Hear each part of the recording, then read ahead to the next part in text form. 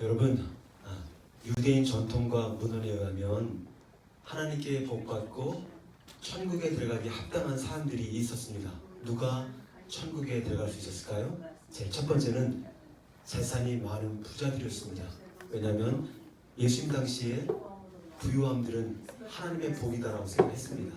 따라서 재산이 많은 부자들은 천국에 갈 수 있다고 생각을 했습니다. 두 번째, 율법을 철저히 지키는 바리새인들과 세리들도 당연히 천국 가는 것으로 생각을 했습니다. 그다음 세 번째, 혈통적으로 경건한 유대인 남자들은 당연히 천국에 간다라고 생각을 했습니다. 그다음 네 번째는 오래 장수하는 것, 오랫동안 사는 것도 하나님의 복이라고 생각을 했습니다. 그래서 오래 장수하는 사람들과 또 한 가지가 있는데, 자녀를 많이 낳은 사람들은 당연히 천국 가는 생각을 했습니다. 구약 시대에 자녀들을 뭐라고 합니까? 하나님이 주신 걸 생각하기 때문에 그렇게 생각을 했습니다. 그리고 다섯 번째는 건강하고 질병이 없는 사람들은, 아주 튼튼한 사람들은 당연히 천국 갈 사람들로 생각을 했습니다.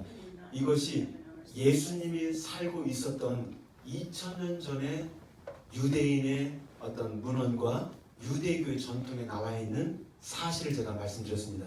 그러면 하나님께 반면에 복을 얻지 못하고 천국에 갈 수 없는 자들로 생각했던 사람들은 누가 있었을까요? 제일 먼저 가난한 사람들. 가난한 사람들은 저주받았다고 생각했습니다. 병든 자들도 마찬가지입니다. 그 다음에 세리들, 이방인들, 장애인들은 천국에서 제외된 사람들로 모두가 다 그렇게 생각을 했다는 것입니다.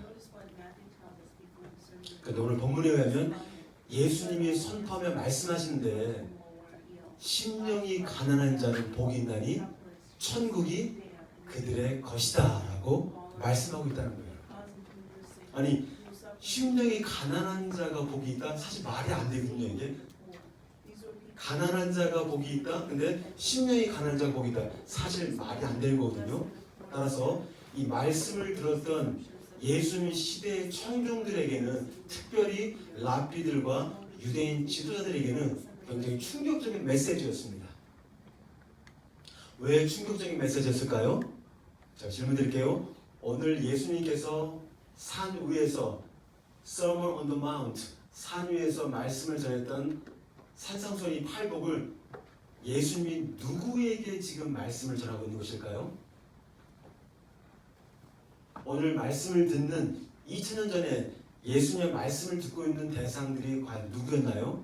한번 보겠습니다. 마태복음 4장 24절 같이 한번 25절까지 읽겠습니다. 시작. 그의 소문이 온 수리아에 퍼진지라 사람들이 모든 앓는 자, 곧 각종 병에 걸려 고통당하는 자, 귀신 들린 자, 간질하는 자, 중풍병자들을 데려오니 그들을 고치시더라. 25절. 갈릴리와 데가볼리와 예루살렘과 유대와 요단과 수많은 무리가 따르니라. 예수님이 산 위에서 팔복을 전달해 주었던 그 대상들이 누구냐면 제자들을 포함해서 누구였습니까? 대부분이 병든 사람들, 또 귀신 들린 사람들, 대부분이 가난한 사람들이었습니다. 유대인들이 생각할 때 적어도 저 사람들은 천국 가고는 정말 먼 사람들이다, 저 사람들은 천국 갈 수 있는 사람들이 아니다라고 생각했던 그 사람들에게 예수님은 뭐라고 하십니까? 심령이 가난한 자는 복이 있나니 그들의 천국이 그들의 것이다 라고 선포하고 있다는 것입니다. 이것은 예수님께서 그 당시 유대인들의 관습과 어떤 생각 속에 갇혀있는 그 생각들을 완전히 뒤집는 생각들이었습니다. 할렐루야. 그래서 오늘은 예수님의 팔복 중에서 심령이 가난한 자가 어떠한 자인지를 함께 나누면서 은혜를 나누었으면 좋겠습니다. 여러분, 심령이 가난한 사람들이 과연 어떤 사람들일까요? 알 수 있을 것 같기도 하고 모를 것 같기도 하고 조금은 알쏭달쏭한 한번 말씀을 한번 읽어보겠습니다. 5장 3절 시작. 심령이 가난한 자는 복이 있나니 천국이 그들의 것이며. 여보세요 여러분, 가난한 사람들의 특징이 무엇이 있을까요? 결핍이 있고요. 그 다음 뭐가 있습니까? 부족합니다. 다는 그렇지 않지만 때로는 집이 없기도 하고 직업이 없기도 하고 물질이 없기도 하고 때로는 어떻습니까? 먹을 음식이 없기도 합니다. 그래서 누군가 반드시 도와줘야 된다는 거예요. 가난한 사람들은 누군가 반드시 도와줘야 되고 다른 사람의 도움을 받아야만 살 수가 있다는 것입니다. 자기 스스로의 힘으로는 살 수도 없고 누군가를 의지해야만 살 수가 있는데, 그렇다면 오늘 예수님께서 심령이 가난한 자는 복이 있나라고 말씀하셨을 때 이 가난에 대한 원래 의미가 무엇일까요? 여러분, 두 가지의 의미가 있는데요. 제가 첫 번째 바로 이것입니다. 내가 파타임이 됐건 캐주얼이 됐건 일을 하지만 가난한 거예요, 여러분.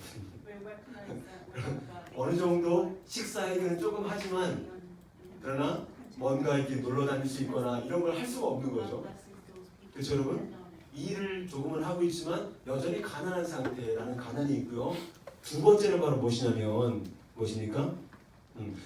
누군가의 도움이 없이는 절대로 살 수 없는 그 상태에 우리가 푸토코스라고 하는데요. 원어를 보면 푸토코스라고 얘기하면 오늘 심령이 가난한 자라고 했을 때 이 가난에 대한 정확한 의미는 누군가 돕지 않으면 철저히 살아갈 수 없는 그런 정말 찢어지게 가난한 상태를 우리에게 말해주고 있다는 것입니다. 근데 오늘 심령이 가난한 자는 어떤 자입니까? 영적으로 계속 번역 통역해 주세요. 거지와 같은 상태로 하나님의 자비를 은혜를 구걸할 수밖에 없는 자를 우리에게 말씀해주고 있습니다. 다시 말하면 철저하게 하나님을 의존하지 않으면 살 수 없는 자가 바로 심령이 가난한 자라고 우리에게 말씀하고 있습니다.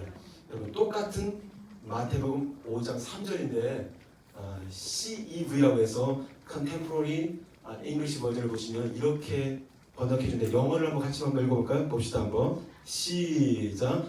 God blesses those people who depend only on Him. 누굽니까? 하나님은 오직 그분만을 의지하는 자를 축복하신다. Only, depend only Him 이렇게 되어 있거든요. 여러분 어떻습니까? 그런데 볼 때 현실을 보면 우리들은 의지할 것이 너무나 많습니다. 그래서 여러분, 때로는 우리가 사람을 의지하기도 하고요, 또 때로는 우리가 재물을 의지하기도 하고요, 때로는 우리가 직장을 의지하기도 하고, 또 어떻습니까? 때로는 우리가 핸드폰을 의지하기도 합니다. 누가 하나님만 의지할까요? 하나님 외에는 전혀 의지할 것이 없다고 여겨질 때 우리는 하나님만을 의지하게 됩니다. 할렐루야. 저는 심령의 가난한 자의 말씀을 계속 소리내서 읽으면서 두 사람이 생각이 났습니다. 제일 첫 번째는 거지 나사로였습니다. 거지 나사로가 누가복음 16장 20절에 한 거지가 헌대투성이로 그의 대문 앞에 누워라고 되었을 때, 여기에 나오는 거지라는 그 beggar라는 단어가 어떤 말입니까? 마태복음 5장 3절에 있는 가난과 똑같은 단어로 원어를 사용하고 있습니다. 여러분, 나사로가 누구였습니까? 나사로는 거지였고, 누구였습니까? 나사로는 병들었습니다, 여러분. 그리고 나사로는 부잣집 앞에서 구걸하며 살았습니다. 그렇다면 나사로의 이름의 뜻은 무엇일까요? 나사로의 이름의 뜻이 무엇일까요? 나사로의 이름의 뜻을 잘 보시면 어떻게 나왔냐면 이렇게 나와 있습니다. 하나님만이 나의 도움 되십니다. 할렐루야. 나사로, 부자는 지옥 가고 가난했던 나사로가 천국을 갔으면 그럼 모든 부자는 지옥을 가고 모든 가난한 자는 다 천국을 가는 것입니까? 그렇지 않죠. 비록 거지였고 비록 병들었지만 구걸하며 살았지만 어떻게 했습니까? 하나님만이 나사로의 도움이 되신다는 그 믿음을 가지고 살았기 때문에 어떻게? 나사로는 구원을 받은 것이고, 저는 이 나사로를 생각하면서 이 나사로야말로 겉으로 볼 때는 참으로 비참하고 정말 저렇게 살고 싶지 않다는 생각이 들지만 어떻습니까? 심령이 가난한 자를 잘 보여주고 있음을 우리가 볼 수가 있습니다. 왜냐하면 나사로는 하나님만을 절대 도움으로 삼았고 하나님만을 절대 의존하며 살았기 때문입니다. 할렐루야. 그렇다면 여러분 누가 복 없는 사람일까요? 누가 복 없는 사람일까요? 하나님이 없어도 여러분, 하나님이 없어도 얼마든지 자신의 힘과 지혜로 넉넉히 인생을 살아가는 자가 사실은 복 없는 사람들인 것입니다. 하나님을 의지하지 않아도 됩니다. 그렇죠? 우리가 하나님께 매일매일 기도할 필요도 하나가 없어요. 바로 이런 사람들이 누구입니까? 하나님 앞에서 복 없는 자들을 우리가 볼 수가 있습니다. 이제 적용을 해보겠습니다. 여러분들은 정말 심령이 가난한 사람인가요? 진짜 하나님 없이 살 수 있다고 고백할 수 있나요? 정말 하나님이 없으면 난 살 수 없다라는 그런 믿음을 올려드리는 삶이 되기를 소망합니다. 할렐루야. 두 번째 마가복음 10장을 보시면 두 번째 인물이 생각이 나는데 말씀 묵상하면 누가 생각이 나냐면 소경 바디메오가 생각이 났습니다. 예수님이 어딥니까? 도시를 빠져나간다는 말 듣고 어떻게 합니까? 바디메오가 예수님을 부릅니다. 그럴 때 제자들이 조용히 하라고 합니다. 그랬더니 이 바디메오가 다윗의 자손 예수여 have mercy on me 나를 불쌍히 여겨주소서라고 합니다. have mercy on me. 이때 뭐라고 합니까? 예수님이 바디메오로 하여금 저를 부르라라고 합니다. 제자들이 예수님께서 너를 부르신다라고 전달하니까 뭐라고 합니까? 바디메오가 행동을 취하는데 아주 놀랍습니다. 제일 첫 번째 어떻게 행동합니까? 자신이 가지고 있던 겉옷을 집어 던집니다. 여러분, 고대 근동시대에 거지들이 자기의 겉옷을 집어 던지는 것은 아주 위험한 행동입니다. 왜 그럴까요? 낮에는 따뜻하다 할지라도 저녁에는 온도가 내려가기 때문에 겉옷을 입을 삼아 덥지 않으면 얼어 죽습니다. 따라서 바디메오에게 겉옷은 무엇입니까? 자신의 재산목으로 이루인 것입니다. 그리고 밤에는 어떻게 합니까? 이불로 덮는 거죠, 여러분. 이것은 바디메오가 철저히 보이지 않지만 소경된 바디메오가 예수님을 의지하지 않고서는 절대로 행동할 수 없는 행동이었던 거예요. 어떻게 겉옷을 버립니까, 여러분? 그럴 수 없지요. 근데 결과적으로 바디메오는 어떻습니까? 예수님을 의존하는 건데 눈을 뜨게 되었고 믿음으로 구원받게 되었고 어떻게? 예수님을 따르는 인생이 되었습니다. 이것은 예수님에 대한 절대 의존이 바디메오로 하여금 예수님이라는 천국을 소유하게 한 것입니다. 할렐루야. 마태복음 19장 23절 같이 한번 코리안이나 잉글리시 같이 한번 쭉 한번 읽어보겠습니다. 시작. 예수께서 제자들에게 이르시되 내가 진실로 부자는 천국에 들어가기가 어려우니라. 여러분 왜 부자가 천국에 들어가기가 그렇게 어려울까요? 왜 부자가 천국 가기가 이렇게 어렵다고 말씀하고 계실까요? 왜냐하면 의지할 수 있는 것이 너무 많다는 거예요. 하나님 의지하지 않아도 예수님을 의지하지 않아도 의지할 게 너무나 많은 거예요. 저도 인생에서 아주 가난한 시절을 겪을 때가 가끔씩 있었습니다. 근데 그 당시에는 고난과 결핍으로 인해서 누군가를 의지하거나 하나님을 찾는 것이 내 삶의 복이라는 사실을 사실 깨닫지 못했습니다. 지금 돌이켜보면 하나님만을 의지하게 만드는 그 환경들이 저에게 큰 복이라는 것을 깨닫게 되었습니다. 저는 잘 아시는 것처럼 결혼한 지 2주 만에 호주를 유학을 가서 시드니에 도착해서 일주일 만에 어떻게 합니까? 유학비용 7,000불을 완전히 다 도둑 맞았습니다. 그 당시에 시드니에는 아는 친구도 없었고 친척도 없었고 게다가 영어를 잘합니까? 영어를 배우러 갔으니 영어는 당연히 못했죠, 여러분. 1997년 3월 중순에 가서 3월 말이 되는데 참 신기하게도 설상가상으로 오픈된 덧친 기후로 어떻게 됩니까? 한국에는 IMF라고 하는 엄청난 정말 경제적 어떤 붕괴가 일어나면서 환율이 그때 당시에 1,000원에 1달러에 한 600원, 700원 정도 했었는데요. 1달러에 1,200원, 1,500원, 2,000원까지 올라가더라고요. 그러니까 부모님이 농부이셨긴 했지만 부자이진 않으셨지만 그래도 어렵고 힘들고 정말 고난 중에 있으니까 부모님께 손을 벌릴 수가 있을까요 없을까요? 손을 막 벌리고 싶었어요 제가. 근데 환율이 1달러에 2,000원씩 넘어가니까 한국 돈이 완전히 쓰레기 돈이 되어버렸습니다. 그러니까 손을 벌릴 수도 없었습니다. 더군다나 랭귀지를 배우는 학생이었기 때문에 어떻게 직장도 없었습니다. 그렇죠 여러분?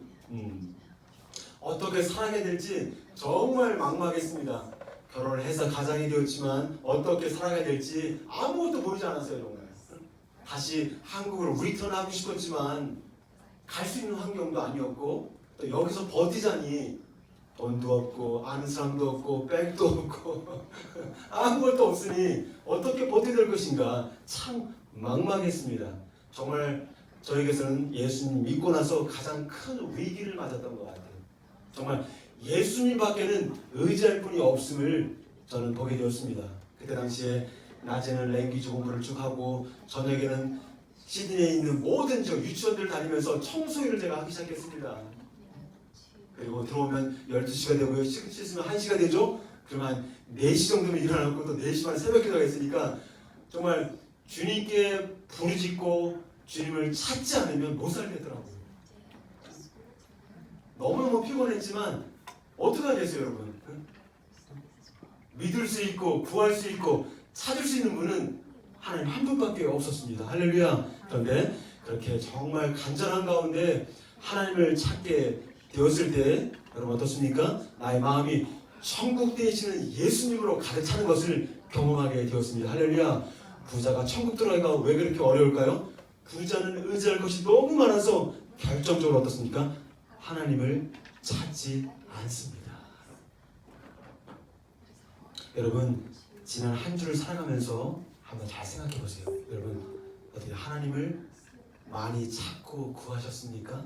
아니면 하나님을 찾지 않아도 일이 척척척 되어서 정말 하나님을 구하거나 찾는 일이 하나도 없이 여러분 인생 살아오셨습니까? 여러분들 한 주간 살아오면서 어떤 일을 겪을지 저는 모르겠지만 하나님을 구하고 하나님만 안 되겠습니다라는 마음을 가지고 정말 주님을 찾았다면 여러분들은 심령이 가난한 분들인 것입니다. 올 한 해도 저 여러분들이 심령의 가난함으로 날마다 하나님의 도우심을 찾고 구하는 복 있는 천국의 삶 살아가기를 주의 이름으로 축복합니다. 할렐루야. 두 번째, 예수님이 말씀하시는 심령이 가난한 자가 과연 어떠한 사람일까요? 하나님의 모략이라고 하는 Divine Conspiracy라고 하는 책을 쓴 달라스 윌라드라고 하는 영성 작가가 있습니다. 그분이 심령이 가난한 자를 정리해놨는데 이렇게 했습니다. 하나님 없이 스스로는 아무것도 할 수 없는 존재임을 아는 사람. 하나님 없이 스스로 아무것도 할 수 없는 존재임을 아는 사람을 정리했습니다. 다시 말하면 하나님 없이 도저히 살 수 없을 정도로 형편없는 사람. 하나님이 다스리지 않으면 정말 인생을 형편없이 살 수밖에 없는 사람이라고 정의를 해놓았습니다. 베들레헴 침례교회를 담임하신 존 파이퍼 목사님은 심령이 가난한 자를 어떻게? Spiritual bankruptcy, 영적으로 파산한 자다. 여러분 어떻습니까? 여러분들 은행 잔고 TD 쓰십니까? 비행으로 쓰십니까? 뭘 쓰십니까? TD뱅크에 잔고가 하나도 없어 지로 때로는 마이너스 30, 때로는 마이너스 50. 그럼 3주 심령이 가난해지는 것 같아요.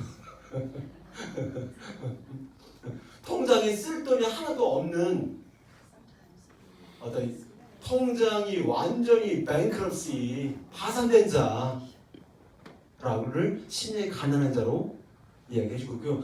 하나님께 내가 보여줄 수 있는 게 아무것도 없다고 생각하는 사람을 영적으로 파산한 사람이라고 정의해 주고 있습니다. 뉴 센츄리 버전에 보시면 나와 있는데요. 어떻게 똑같이 마태복음 5장 3절 말씀을 어떻게 했냐면 같이 한번 읽어보겠습니다. 영어로 시작. Those people who know they have great spiritual needs are happy. 이게 무슨 의미입니까? 철저히 자기 자신에게 절망하고 자신에게 커다란 영적인 가난이 있음을 아는 사람은 복된 사람이다 라고 말씀하고 있다는 거예요.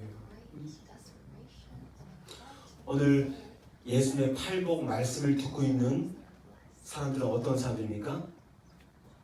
무리들, 대부분의 사람들은 천국에서 제외된 사람들, 당연히 지옥 갈 사람들이라고 생각을 했던 사람들이에요, 여러분. 하나님께 인정받지 못하는 사람들, 영적으로 파산한 사람들이 바로 무리들이었습니다. 그런데 예수님은 하나님 앞에서 이렇게 형편없고 영적으로 파산한 사람들을 향하여서 뭐라고 합니까? Blessed are the poor in spirit. 하나님께 인정받지 못하고 영적인 파산을 겪고 있는 너희들이야말로 천국에 들어갈 자격이 있는 자들이라고 오늘 말씀을 전하고 있다는 거예요, 여러분. 할렐루야.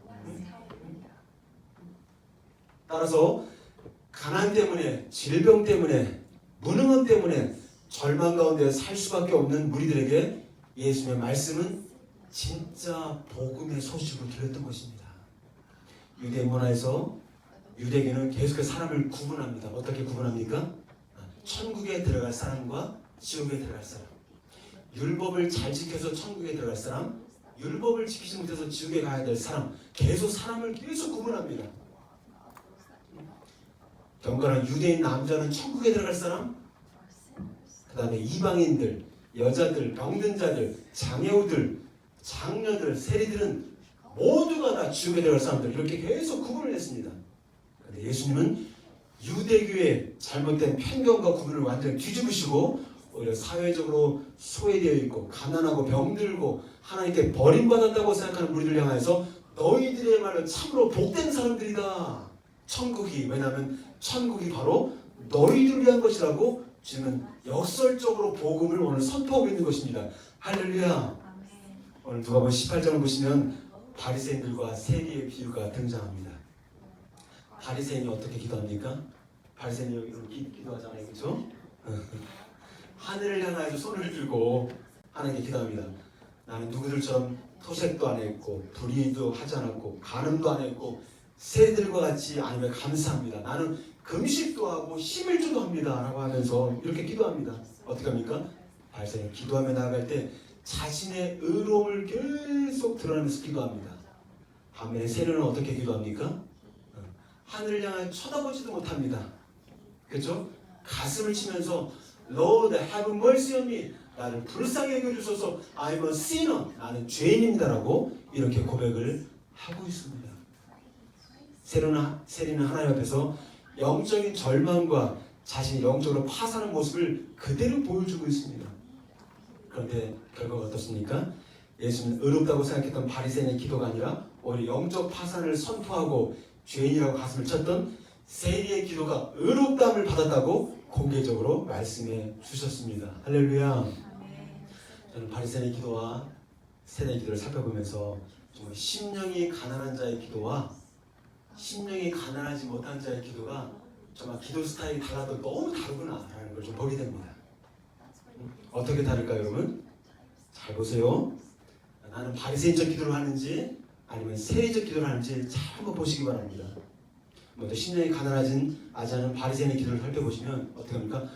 항상 사람을 볼 때마다 비교 대상으로 봅니다. 저 사람 나보다 부자다. 저 사람 나보다 학벌이 좋다. 저 사람 나보다 하여튼 볼 때마다 사람을 어떻게 비교의 대상으로 본다는 거예요. 이해가 되십니까? 우리의 기도는 어떻게 한번 보십시오. 나의 생각은 어떻게 돌아가는지. 사람을 쭉 훑을 때마다 나는 비교하고 있는가? 또 어떻습니까? 그리고 항상 다툼과 분열과 분쟁이 있을 때 남의 죄를 봅니다. 이것은 하나님의 생각을 합니다. 누군가에게 비난을 돌리고 누군가에게 흠을 잡으려고 하는 것은 그래서 하나님의 생각은 아닌 것입니다. 적어도 생각의 전쟁을 해나감에 있어서 바리새인은 어떻게 합니까? 계속해서 남의 죄를 봅니다. 저 세리와 같이 토색하지 않냐고, 저 세리처럼 가늠하지 않고, 저 세리처럼 돈 떼먹지 않은 걸 너무 감사합니다. 은혜로운 기도처럼 보이지만 하나님이 받으신 기도는 아니라는 것입니다. 또 한 가지, 심령이 가난한 세리의 기도는 어떻게 기도를 하고 있나요? 여러분, 아무리 세리가 사람들의 돈을 떠먹어서 로마의 돈을 바치고 자기가 이렇게 챙긴다 할지라도 세리로서 착한 일을 하나도 안 했을까요? 저 그렇게 생각하지 않아요. 세리도 가족을 위해서, 친구를 위해서, 공동체를 위해서 적어도 한두 가지는 선한 일을 했었을 거예요. 그렇지 않겠어요, 여러분? 근데 세리는 자신의 의로움은 전혀 보이지 않고 하나님 앞에서 어떻게 자신의 죄만 보고 있다. 저를 불쌍히 여겨 주십시오. 나는 죄인입니다. 왜냐하면 세리는 하나님 앞에서 자신이 얼마나 형편없는 사람이요 영적으로 파산한 사람인지를 알기 때문에 그렇다는 거예요. 우리가 신앙생활을 해나갈 때 참 중요한 원칙이 있는데요. 내가 누구랑 비교하는가? 내가 신앙생활을 나는 그래도 저 집사님보다는 잘 사는 것 같아. 저 권사님보다는 내가 좀 더 믿음이 있는 것 같아. 응? 바리새인적 기도는 항상 사람과 사람을 비교한다는 거예요. 근데 하나님은 이 비교가 어디서 나는 것입니까? 우리 마음의 자기 중심적인 교만에서 오는 것이 비교하는 것입니다. 근데 하나님은 교만한 자를 어떻게 하십니까? 대적하신다. 사탄을 대적하듯이 대적한다는 거예요. 이거 아주 무서운 것입니다. 그리고 God gives grace to the humble. 겸손한 자에게 은혜를 주신다. God resists the proud. 교만한 자를 resist the devil. 더러운 귀신들을 쫓아낼 때 대적하는 것처럼 교만한 자를 대적하신다. 누가? 하나님께서. 근데 누가? 바리새인적 기도가 바로 하나님이 원치 않는 기도였다는 거죠. 그래서 저는 말씀을 이렇게 묵상하면서 그렇구나. 신앙생활은 내가 사람들을 비교하면서 좀 더 잘한다, 좀 더 못한다 이거의 문제가 아니라 어디? Before God. 하나님 앞에서 하는 것이구나. 할렐루야. 크신 Almighty God, Creator God, 전능하신 하나님 앞에서 나를 비교하고 나를 생각해보면 어떻습니까? 우리가 내놓을 게 사실 뭐가 있어요, 여러분? 여러분 뭐를 내놓겠습니까? 하나님 앞에서 나를 바라보는 것이 진정한 믿음의 태도인 것인구나를 저는 배우게 됩니다. 여러분 하나님 앞에서 다른 사람의 죄와 허물이 아닌 자신의 죄만 보이시나요? 만약에 그렇다면 자신의 의로움 보이지 않고 자신의 죄만 보인다면 여러분들은 심령이 겸손한 사람입니다. 말씀을 마무리하겠습니다. 누가 하나님 앞에서 심령이 가난한 자인가요? 그렇죠. 하나님 외에는 의지할 분이 없어서 하나님만 자꾸 의지하는 자가 심령이 가난한 자입니다. 다음 누가 하나님 앞에서 심령이 가난한 자인가요? 그렇죠. 하나님 앞에서, 사람 앞에서가 아니라 하나님 앞에서 내가 얼마나 형편없는 사람이며 영적으로 파산한 자임을 깨닫고 다른 사람의 죄가 아니라 나의 죄를 보면서 날마다 오늘도 예수님의 은혜와 긍휼이 아니면 나는 안 되겠습니다 라고 하면서 그분을 의지하는 자, 그가 바로 심령이 가난한 자라고 오늘 우리에게 말씀하고 있습니다. 얼마 전에 제가 간증을 이렇게 듣게 되었는데요. 전도를 정말 이렇게 많이 해서 전도왕이라고 이름을 부리는 그런 사람의 간증이었습니다. 부럽더라고요. 저는 다른 거 하나도 안 부럽고 전도왕은 참 부러워요. 전도 많이 한 사람들. 왜냐면 하나님의 말씀과 영혼만 남는 거예요. 여러분 죽고 난 다음에 뭐 쌓고 가실 거예요? 남는 건 구원받은 영혼들과 하나님의 말씀만 남는 거예요. 여기에 가치와 여기에 정말 가치를 주는 자 하나님 기뻐하십니다. 전도를 많이 했다 그러면 부러워 사실은. 근데 이분이 이제 간증을 하는데 여자분이 이렇게 나오시는데 머리를 다 밀으셨어요. 항암을 한번 하고 났는데 그 다음에 어떻습니까? 자기 머리조차 감을 수가 없었던 거예요. 그러니까 그전에는 그렇게 자유롭게 머리도 감고 뭐 빨래도 하고 뭐 밥도 하고 뭐 다 하잖아요, 그렇죠? 근데 항암을 한번 딱 하고 나니까 어떻습니까? 힘이 좁아지고 입맛이 없으면서 머리도 감을 수가 없는 거예요, 자기가. 근데 항암을 점점 하게 되다 보니까 머리가 계속 빠지기 시작하죠. 근데 평소에 하나님을 찾지 않았어. 예수를 믿었지만. 그런데 자기 그거 석자가 되었잖아요, 그렇죠, 여러분? 그래서 하나님을 간절히 찾기 시작했고 항암과 수술이 잘 진행이 되어서 정말 하나님의 은혜로 어떻게 혈액암으로부터 치유를 받았습니다. 할렐루야. 정말 하나님의 은혜로 혈액암으로부터 치유를 받았습니다. 할렐루야. 그때 그 지사님이 너무나 감사한 나머지 자신이 항암으로 인해 내 힘으로 머리조차 감을 수도 없고 내 힘으로 할 수 있는 것들이 거의 없음을 알았을 때 가지게 된 그 가난한 마음을 계속 유지하고 싶어서 혈액암 투병할 때 항암제로 머리가 다 빠진 상태대로 머리를 기르지 않고 작정했다는 거예요. 항암을 하면서 하나님을 의지하면서 정말 하나님 아니면 안 되겠습니다. 지금 내가 하나님을 찾지 않고 살았지만 내가 하나님을 찾는 삶을 살겠습니다. 그때 간절하게 하나님 정말 찾던 그때의 주님을 향한 poor in spirit, 심령이 가난한 그 마음 때문에 제가 유학생 생활을 12년 이상을 했는데요. 비자가 안 나와서 얼마나 막 힘들었는지. 그 빨리 주면 얼마나 좋아요, 비자를. 학생비자를 그렇게 빨리 주지 않는 거예요.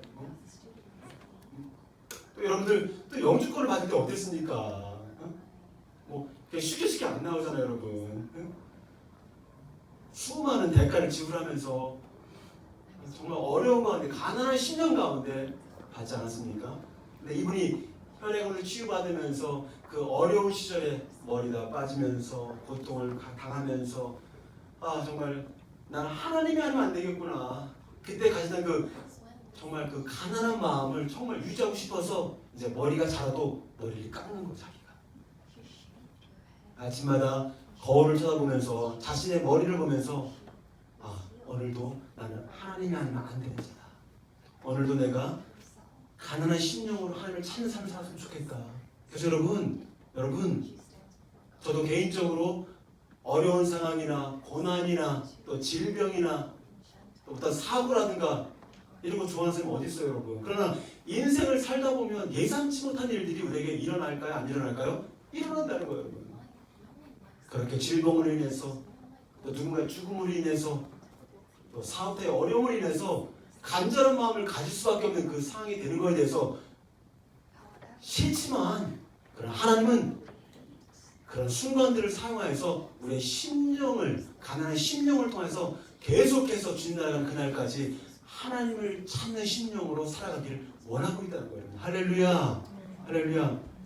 그래서 저에게도 정말 목회를 해나가는 것이 때로는 쉽지 않음을 느낄 수도 있겠지만 너무 감사해요. 오늘 아침에도 너무 마음이 가난해지는 거예요. 우리 소일라가 몸이 아파서 교회를 못 나가겠다고 하고 막 너무 힘들다 막 이렇게 하는데 막 마음이 저도 막 가난해지는 거예요. 주님 이 가정을 좀 살려주십시오. 주님 살려주십시오.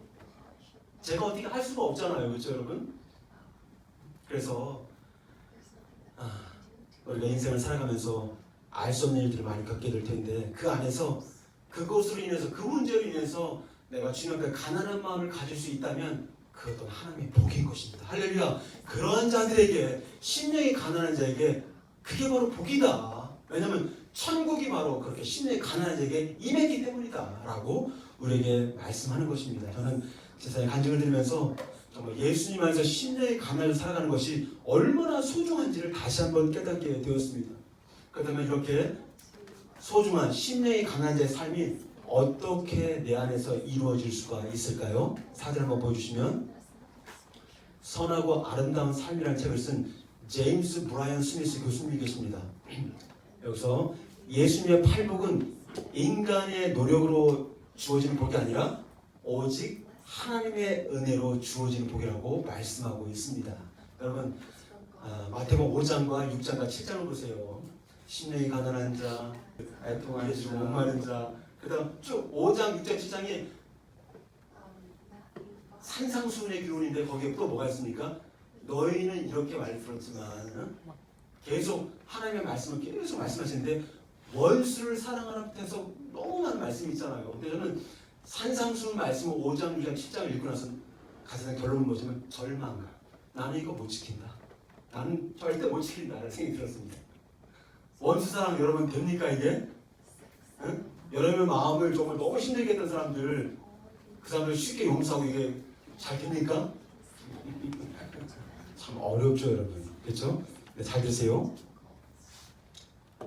하나님의 성령께서 은혜를 베푸실 때만 산상수훈 팔복의 삶이 가능하다는 것입니다. 여러분의 노력과 애씀으로 주어진 복이 아니라는 거예요. 산상수훈의 복은 심령이 가난하면 너희들이 조건부로 가난하면 천국을 주겠다 이게 아니에요 여러분. 심령이 가난한 자에게 나타나는 현상이 뭡니까? 천국을 누리는 사람을 산다는 거예요. 오늘 본문은 복을 받기 위한 조건을 충족하면 복을 받는다 이 얘기를 하고 있는 게 아니에요. 구원을 받기 위한 조건을 이야기하고 있다는 게 아니에요 여러분. 착각하면 안 됩니다. 근데 많은 사람들이 내가 심령이 가난하면 천국 가겠구나 이렇게 생각한다는 거예요. 내가 좀 겸손한 삶을 살아야겠다. 그러면 예수 안 믿고 겸손한 사람은 다 천국 가야죠. It is impossible. 이건 아닙니다. 오늘 성경의 가르침은 조건부로 이걸 실천하면 내가 천국 간다 이것이 아니라는 거예요. 그럼 무엇입니까? 스미스 교수님은 예수님의 팔복은 복을 받기 위한 조건이나 구원을 받기 위한 조건으로 선포한 것이 아니라 이미 하나님 나라가 임한 사람들의 마음 상태가 바로 이러한 것이라는 것을 우리에게 설명해 주는 것임을 볼 수가 있습니다. 오늘 함께 나눈 심령이 가난한 자가 복이 있는 이유가 무엇일까요? 심령이 가난한 자가 복이 있는 이유는 바로 무엇이냐면 지금 바로 하나님의 다스림을 받는 천국의 삶을 살 수 있다. 심령이 가난하면 천국을 갈 것이다 라고 미래로 나오지 않고 심령이 가난한 자는 천국이 너희들 것이다. 심령이 가난한 자들은 이미 이곳에서 현재형으로 천국을 경험하는 인생을 살게 된다는 것을 우리에게 말씀하고 있다는 것입니다. 할렐루야. 그렇다면 하나님 나라가 어디 있어요 여러분? 하나님 나라가 어디 있어요? 하나님 나라는 여기 있다 저기 있다는 것이 아니라 뭐라고 합니까? 하나님 나라는 너희 안에 있느니라. Within your heart. 너희 마음에 있느니라. 다시 말해서 하나님의 나라는 하나님 없어도 난 살 수 있어요. 너무 의지할 것이 많고 탐욕과 욕심이 가득한 심령이 아닌 심령이 가난한 자들의 마음속에 하나님의 나라가 이미 임하여 있다고 말씀하고 있습니다. 할렐루야. 이제 한 주간 하나님을 의지하지 않고서는 아무것도 할 수 없는 존재임을 우리가 인정하고 오직 하나님의 은혜와 긍휼만을 구하며 심령이 가난한 자로서 천국의 삶을 살아가는 그런 복된 삶 살아가기를 주의 이름으로 축복합니다. 할렐루야.